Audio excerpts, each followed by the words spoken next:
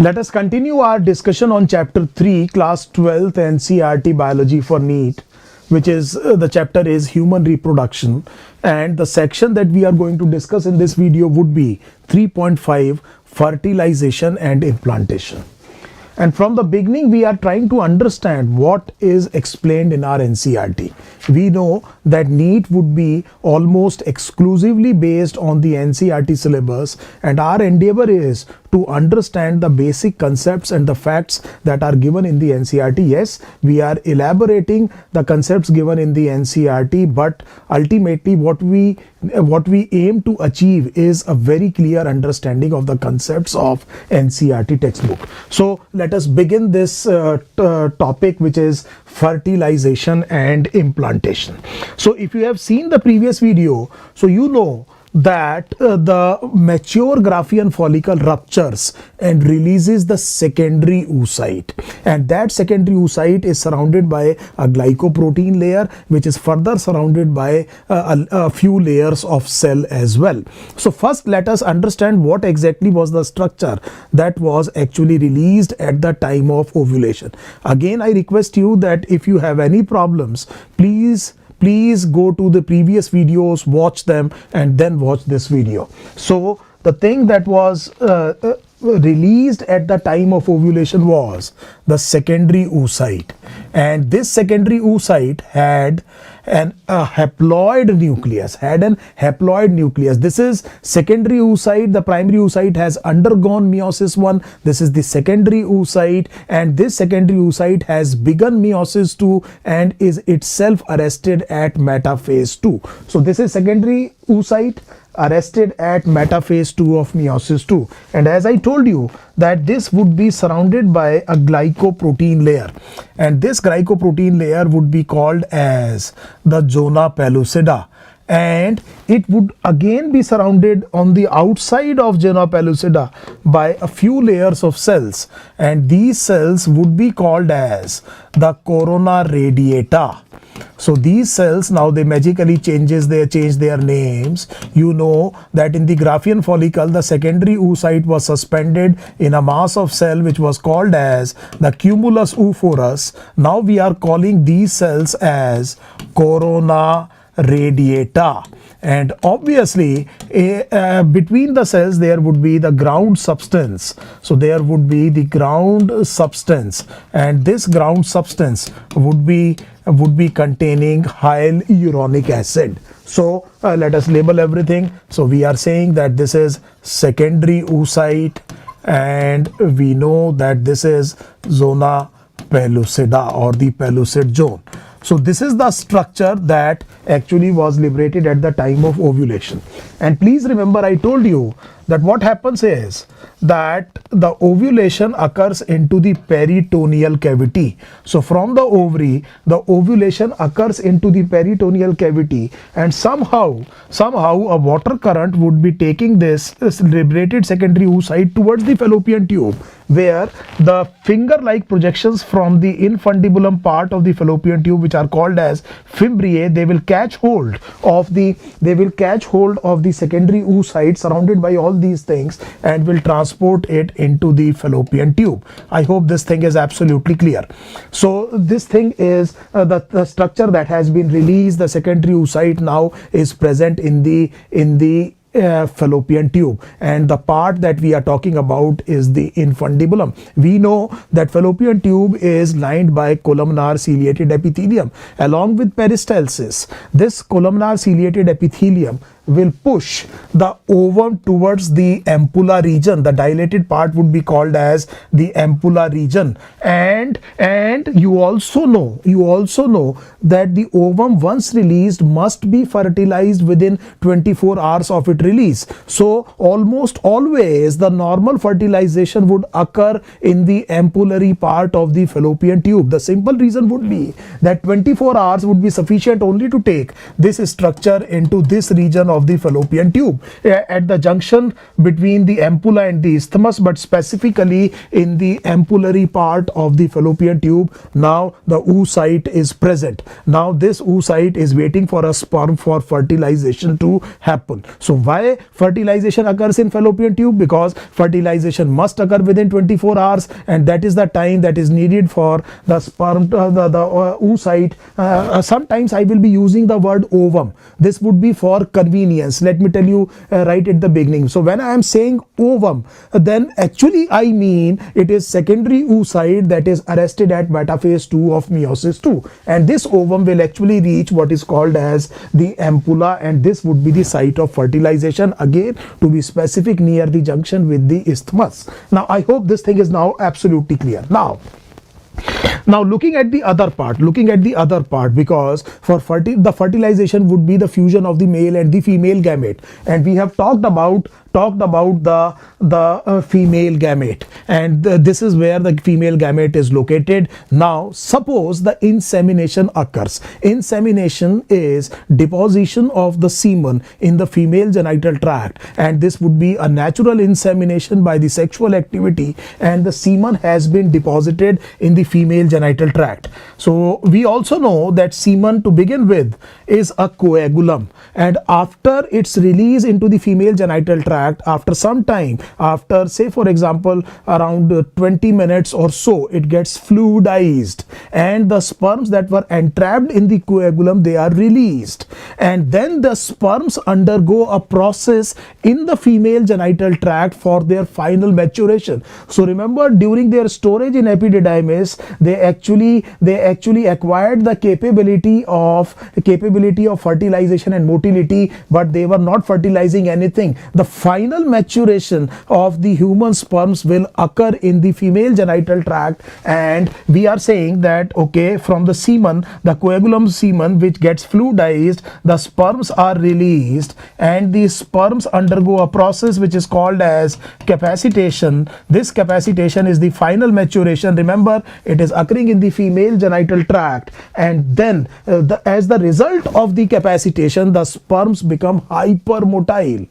So they become vigorously motile, and you can see that the sperms do not undergo circuitous movement. They actually move something like this. So this is the type of movement that is seen in the sperms. Now they will start moving with the help of their own flagellum. Remember, the seminal plasma also contained the source of the energy, which was fructose. I hope this thing is absolutely clear.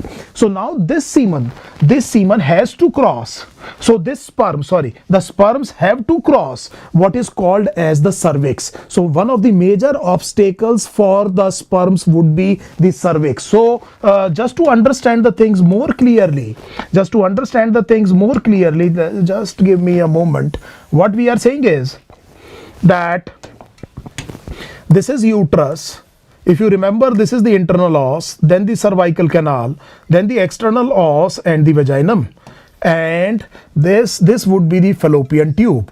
And let us say that somewhere here in this fallopian tube is the secondary oocyte surrounded by zona pellucida and some corona radiata cell, and the sperms, they have been deposited here. Now first they undergo capacitation, and then they will cross the canal, the cervical canal, and will enter into the uterus and will begin their journey towards the secondary oocyte, which is present in the ampulla, which is the site of fertilization in human beings. For that to happen, they have already undergone capacitation, they have become hypermotile, they are now vigorously motile, and at the time of ovulation, because of the presence of the large amount of estrogen, the cervix mucus also undergoes some changes and becomes passable for the sperm. So sperms can easily cross the mucus barrier that is present in the cervical canal. Again, if you want to understand the entire thing in detail, I would request you to watch the videos that we have done in our regular course for a more comprehensive discussion. But this is the final preparation for NEET entrance exam, so I am just picking up some very important points. The cervical mucus becomes passable, and the sperms cross the cervix and will reach the uterus. Not all of them. And that is why we know that in an ejaculate there may be 400 million sperm. Not all of them will be able to fertilize the oocyte. Only one sperm will be fertilizing the ovum. But for that to happen, there need to be a large number of the male gametes, and one of the problem would be crossing the cervical canal. Now this fluid, the fluid that is present in this structure surrounding the oocyte, there would be some fluid. Thus that fluid will be carrying a little bit of progesterone. So if you remember from the previous video, just before ovulation, the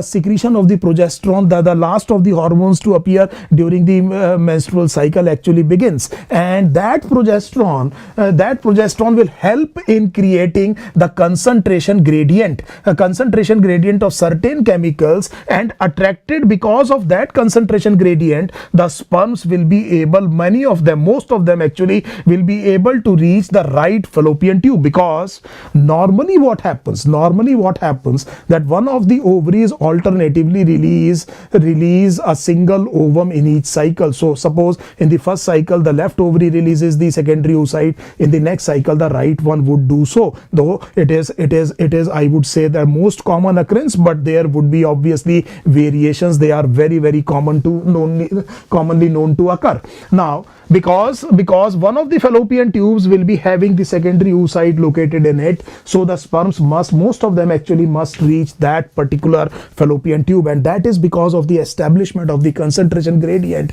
that I was talking about. And obviously there would be some anteperistalsis, ANTE, so that means in the reverse type of direction, and that would also help the sperm, because for sperm this may be a pretty long journey. Sperm is a very tiny structure, and for sperm to reach here it must be aided by something. So it has its own flagellar movement, it is aided by the anteperistalsis, and because of the concentration gradient many of them will actually reach in the vicinity of the secondary oocyte somewhere here. So I hope this thing is absolutely clear. Now what happens is that this sperm, if you remember, at its the most anterior end, it had a cap like structure. I called this structure as an acrosome, and you know that beyond this there was head, and the head was actually having the main nuclear material or the genetic material or DNA present in the nucleus. And I told you that this acrosome contains some hydrolytic enzymes which are called as sperm lysins, and these sperm lysins will include, number one, there would be hyaluronidase. Now correlate this with the hyaluronic acid that is present in the ground substance, and then it has corona penetrating enzyme. So this is corona radiata, and finally there is zona lysine. So zona lysine, it is also called as zona lysine, also called as acrosin, and you know that this is the layer zona pellucida that we are talking about. So sperms, when they reach in the vicinity, they are having some sperm lysins in their acrosome. Obviously let us make the body as well. Now they need to penetrate these surrounding layers. They must be digested. Therefore the sperm will be able to reach the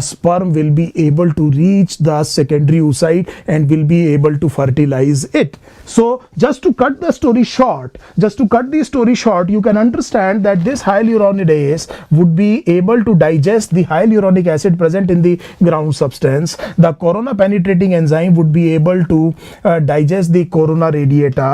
So just to understand the things more clearly, let us make a few layers of corona radiata as well, and then we say that a way is carved, and because of the digestion by these enzymes, so what is going to happen is that somehow this way would be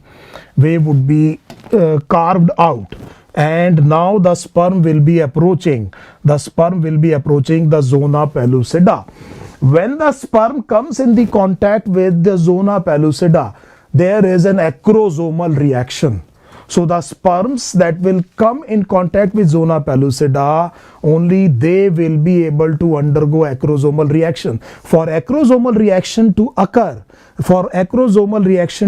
the sperm must have underwent the sequence of events which are called as capacitation. So only capacitated sperms will undergo acrosomal reaction, and a contact with zona pellucida is important for acrosomal reaction to occur, which means that this acrosomal membrane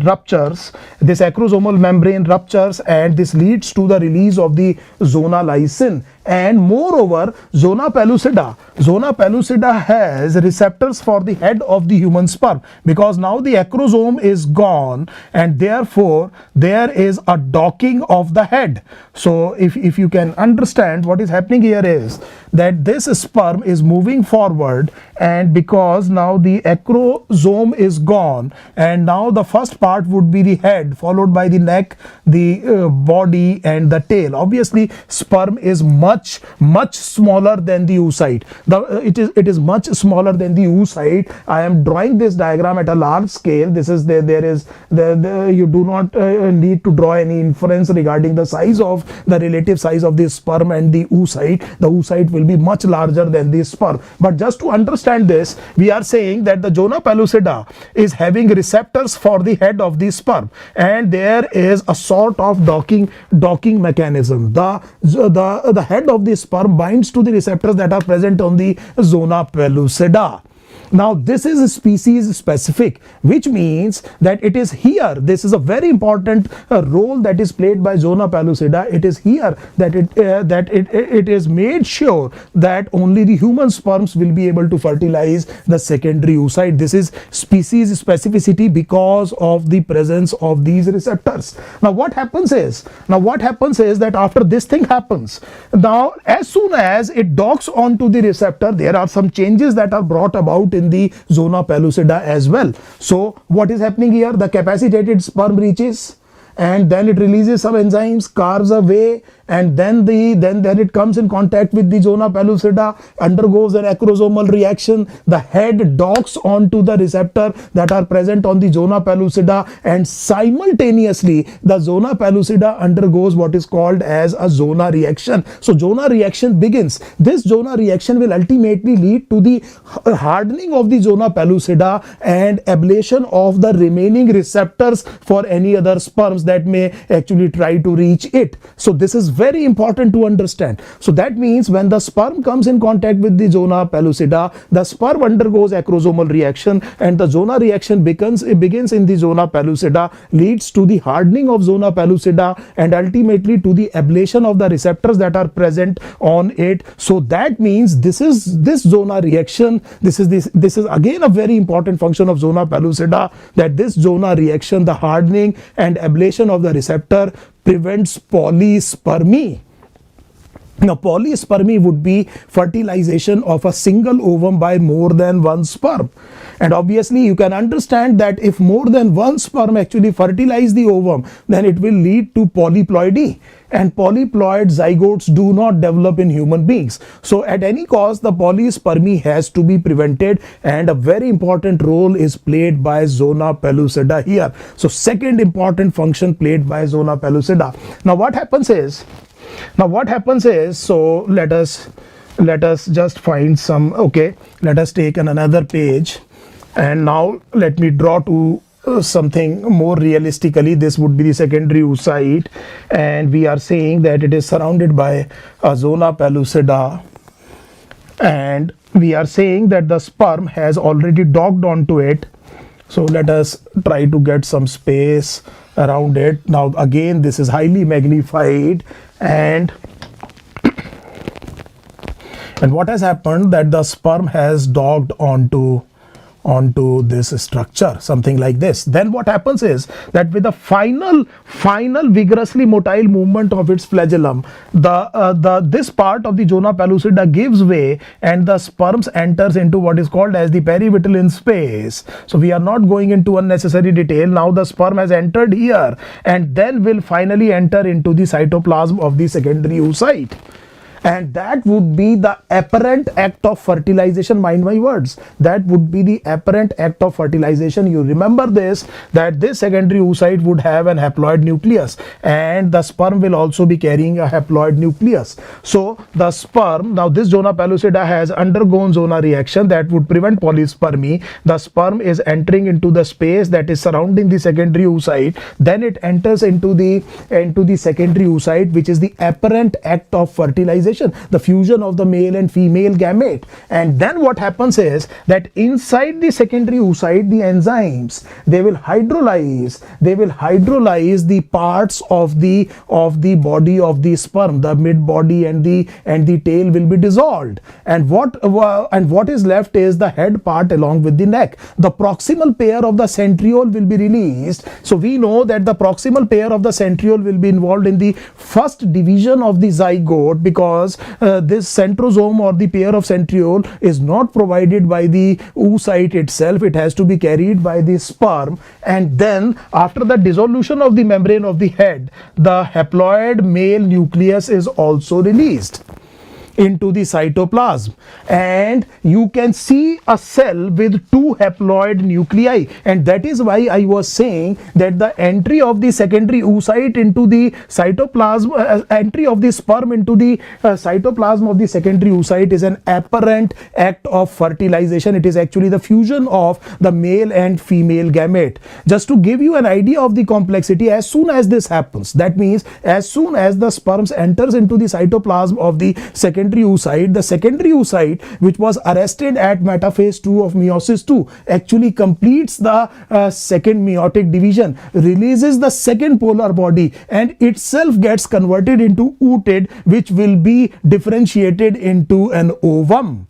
So this is a point to reconsider again. What I am saying is that as soon as the sperms enters into the cytoplasm, this secondary oocyte, which was arrested at metaphase 2 of meiosis 2, completes meiosis 2, releases second polar body somewhere here, and itself gets converted into ootid. The differentiated form of ootid is actually called as an ovum. And what you are seeing is a cell with two haploid nucleus, and I am not yet calling it as a zygote. I am calling it as a fertilized ovum, and this would be followed by the fusion of the two nuclei, and this will lead to the formation of a diploid nucleus with 46 chromosomes. You know that fertilization restores the diploid condition, and now this fertilized ovum would be called as zygote. So I hope this is absolutely clear. Just to give you a very quick recap, we say that secondary oocyte surrounded by zona pellucida, corona radiata and ground substance is released at the time of ovulation into the peritoneal cavity, is picked up by the fimbriae of the infundibulum, passed into the fallopian tube, and propelled by the ciliary propulsion of the columnar ciliated epithelium, and aided by the peristaltic movement, it reaches the ampullary part of the fallopian tube, which would be the site of fertilization that should occur within 24 hours of the release of the secondary oocyte. And provided the sperms are present at the same time, because there is a narrow window for the fertilization of the ovum, and the sperm can remain viable for around 72 hours in the female genital tract. This is the figure of your NCERT, though this may be up to 1 week, and therefore in the next chapter we will understand what is the rationale behind periodic abstinence as a method of natural contraception. And this insemination occurs, the coagulum dissolves, and the sperms are liberated. Sperms undergo capacitation, they cross the cervical canal, and because of the concentration gradient established with the help of progesterone surrounding the released secondary oocyte, they reach towards the fallopian tube where the secondary oocyte is located, and then the sperm carves a way into the ground substances, digesting them, the corona radiata cells, and move towards the zona pellucida. The contact with zona pellucida leads to acrosomal reaction, then the docking of the head of the sperm onto the receptors on the zona pellucida, which is species specific. Immediately zona pellucida also begins what is called as zona reaction that will actually prevent the occurrence of the polyspermy. Then there is an apparent act of fertilization. The sperm enters enters into the oocyte, and as soon as that happens, the secondary oocyte completes meiosis 2, releases second polar body and gets converted into the oocyte. The sperm that has entered into the cytoplasm will lose the midpiece and the tail, etc., and then the proximal pair of the centriole will be released, that will be used in first cleavage division. Finally, the male haploid nucleus will also be released, and the thing would be called as a fertilized egg. This will be followed by the real act of the fertilization, the fusion of the two haploid nuclei, the male and the female nuclei, and this will lead to the formation of a diploid cell, which is called as the zygote. And this is that cell, this is that single cell which is the beginning of the every human being. So an average human body will be containing an excess of 50 trillion cells, but all these cells will ultimately be derived from this single cell, and this fertilization has restored the normal diploid condition as well. So I hope now you understand how the fertilization is brought about, and what important role does zona pellucida play here. There is another concept given in your NCERT that we have already discussed, that the sex in the human beings is actually determined. The sex of the fetus in the human beings is determined right at the time of the fertilization by the type of the sperm that is fertilizing the ovum. We have already discussed this. So what is the mechanism of sex determination in human beings? It is called as XX and XY mechanism, where male heterogamety, male is heterogametic, it has an X chromosome and a Y chromosome, and because all ova will be carrying only X chromosome, it is the type of the sperm, 50% of which will be carrying X chromosome, 50% of the sperms will be carrying the Y chromosome. It is the type of the sperm that fertilizes the ovum that decides what is the sex of the fetus. So if the egg is fertilized by a sperm which is carrying an X chromosome, the resultant sex of the fetus would be a female, and if it is fertilized by a Y chromosome, the resultant sex of the fetus would be a male. I hope you remember this. So this is the next point that is actually described by your NCERT. Now regarding the initial embryonic development leading to the implantation. So we have already discussed in the previous video that implantation in human beings occurs at the stage of what is called as blastocyst, and this occurs 7th 8th day post fertilization, and implantation actually establishes pregnancy. So mind the word, the pregnancy is established because of implantation. So it is not simply conception or the fertilization that establishes pregnancy. So this thing has to develop into an early embryonic stage. That embryonic stage is called as blastocyst. The blastocyst gets implanted onto the wall of the uterine endometrium, and if you correlate with the events in the menstrual cycle, the ovary will be having the ruptured Graafian follicle functioning as a temporary endocrine gland, which is corpus luteum, and it is still secreting a large amount of progesterone that will be keeping the endometrium healthy and ready for implantation to take place. I hope now you are correlating the things that I am talking about. Now what we are saying is that, okay, so the fertilization has occurred. So the fertilization has occurred, and it has occurred in the fallopian tube. Still the thing is surrounded by zona pellucida. So this zona pellucida is a limiting type of thing that is surrounding the secondary oocyte. So normally what is going to happen, a cell grows in size. We know from class 11 cell cycle and cell division, a cell grows in size, and then to restore the normal cytoplasmic surface area, normal surface area, volume ratio and nuclear cytoplasmic ratio, it divides, and it divides by mitosis, and it leads to formation of nearly 2 equal cells replacing one cell, and this will increase, this will result in the growth of the structure, the overall size. As the number increase in normal mitosis, the overall growth of the structure will happen. But what is happening here is that this this zygote, which is now a diploid cell, will undergo mitosis, but this thing is surrounded by a tough zona pellucida, and till the time zona pellucida persists, the size cannot increase, the overall growth in this structure cannot occur. So whatever happens is that the divisions of the zygote and the early embryo would be essentially mitotic, but there would be a key difference. The key difference would be that there would be no overall growth of the structure, no overall size would be increased. So what is happening is that this specialized mitosis that is happening inside the zona pellucida is called as are called as cleavage divisions, and these cleavage divisions will result in the daughter cells. These daughter cells would be called as blastomeres, and in human beings the cleavage division results in equal size of blastomere. So that means they can be unequal in certain circumstances as well. And you already know from animal kingdom that because humans are chordates and chordates are deuterostome, this cleavage is also indeterminate and radial. So in human beings the cleavage is radial, indeterminate. We know from animal kingdom. We also know that this would not lead to the overall increase in the structure, and it results in equal blastomere. So just to give you an idea, what we are saying is that this is the secondary oocyte and it is surrounded by, we say, the zona pellucida, and then there is the cleavage division. The first of the cleavage division will result in the formation of two daughter cells. So will result in the formation of two daughter cells, and these daughter cells will be formed within the confines of the zona pellucida.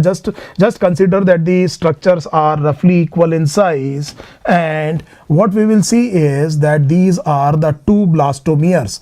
This is the equal division in the human beings, and these blastomeres, they are indeterminate, which means if they get separated somehow, each is capable of forming a complete embryo. That would be the reason of the formation of the monozygotic or identical or maternal twins. Now what happens is that this cleavage division keeps on happening, and the thing is still within the fallopian tube, and it goes on to develop into 8 to 16 cell structure, a solid ball of cells.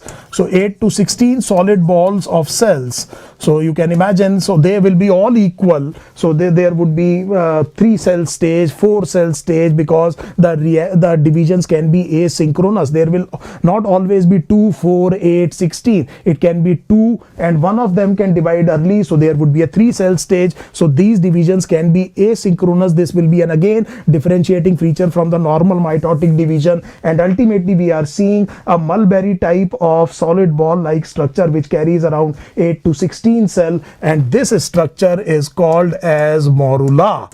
So this structure is called as morula, and then what happens is that the cells of the morula undergo a process which is called as compaction. That means they are arranged into 2 layers. Remember, it is still surrounded by the zona pellucida. There is no overall increase in the size of the overall structure.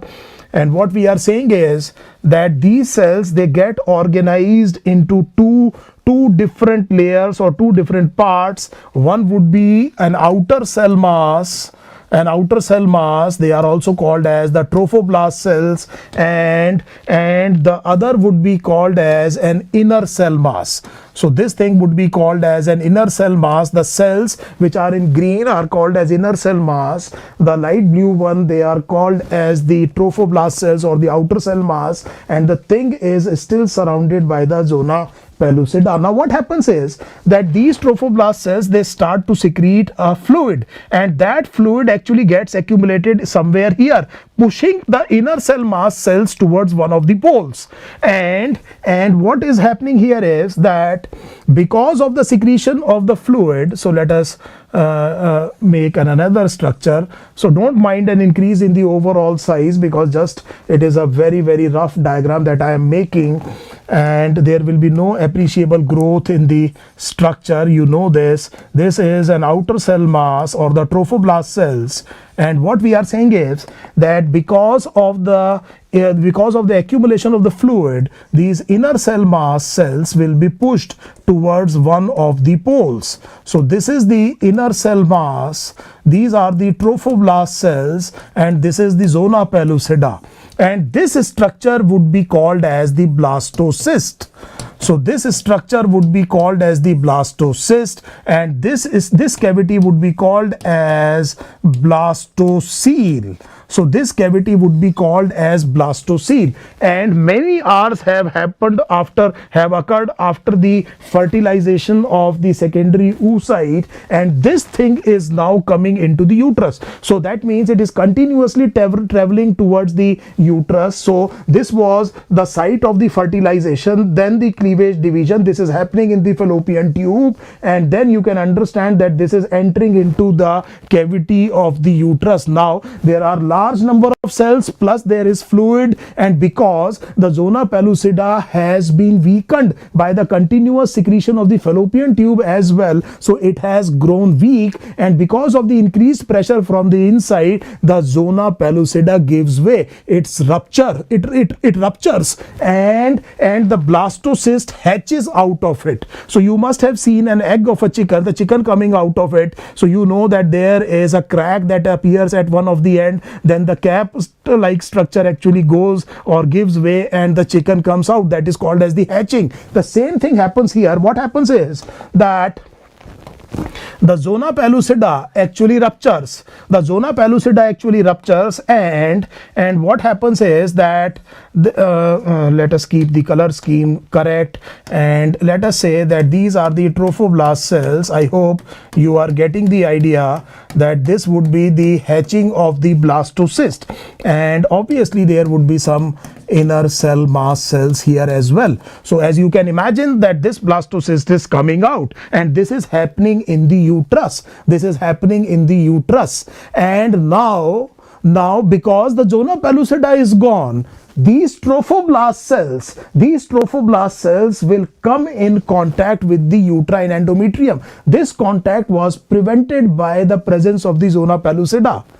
Now this is very important. Throughout the fallopian tube, the zona pellucida persists, and the cells are not able to come in contact with the maternal tissue, and therefore no implantation occurs, and the pregnancy does not establish anywhere else but in the uterus in normal circumstances. Can you imagine what can happen if the zona pellucida goes in the fallopian tube itself? The thing will get implanted into the fallopian tube, and that would be called as an ectopic pregnancy, and the most common site of ectopic pregnancy in human being is the fallopian tube itself. And you can understand, and another important role that I have enumerated for zona pellucida. And now what happens is that, okay, let us say that this is, so let us take this is the uterine endometrium, and now what I am saying is, let me check what was the color scheme we were using. Okay, so now what I am saying is that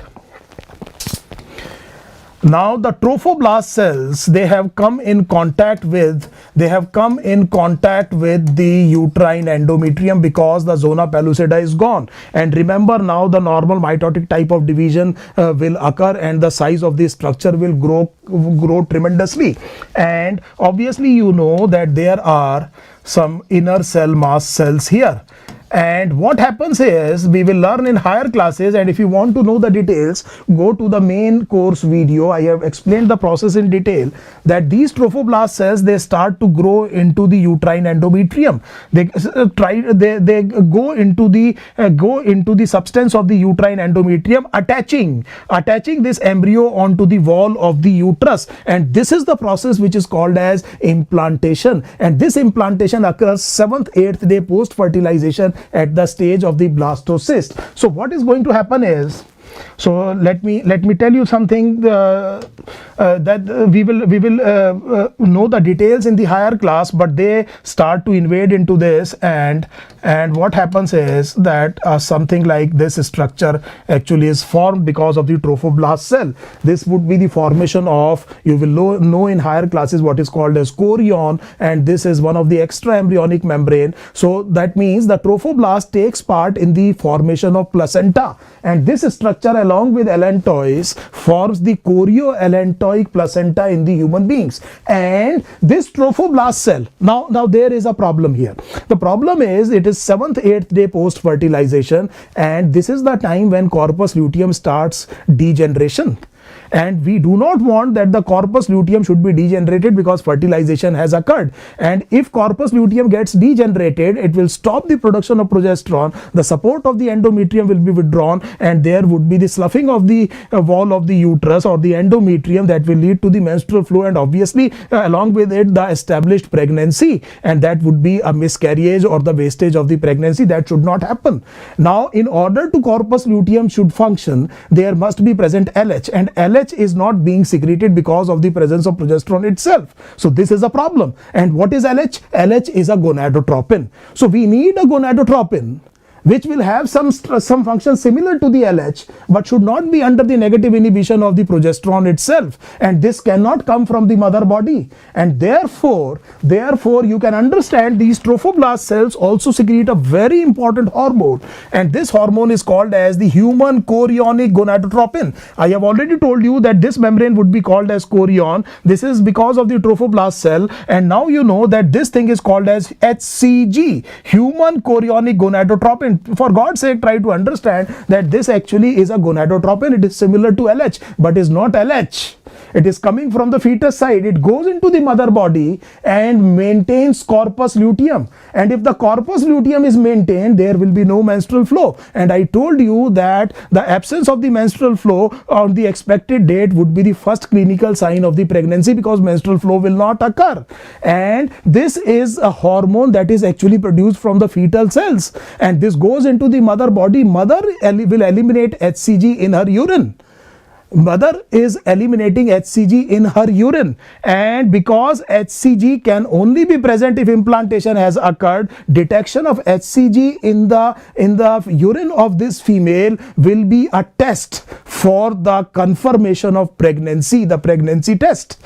So in the pregnancy test, we detect the presence of the HCG in the urine of the pregnant female, and because we know that the HCG is not produced by the mother, a non-pregnant female, it would be produced by the fetal cell. Therefore, this would be indicative of a pregnancy being established. I hope you got the idea. And now what is happening, because progesterone is still there, corpus luteum has been maintained, so progesterone is there, estrogen is there, and the endometrium actually keeps on flourishing. So endometrium keeps on flourishing. Ultimately, it will be surrounding the developing embryo on all the sides, and incidentally, after implantation, the endometrium will now magically be called as a decidua, and some of the maternal tissues and the fetal tissues will lead to the formation of ultimately what is called as placenta, will lead to the formation of placenta, and the embryo proper will be formed from the inner cell mass.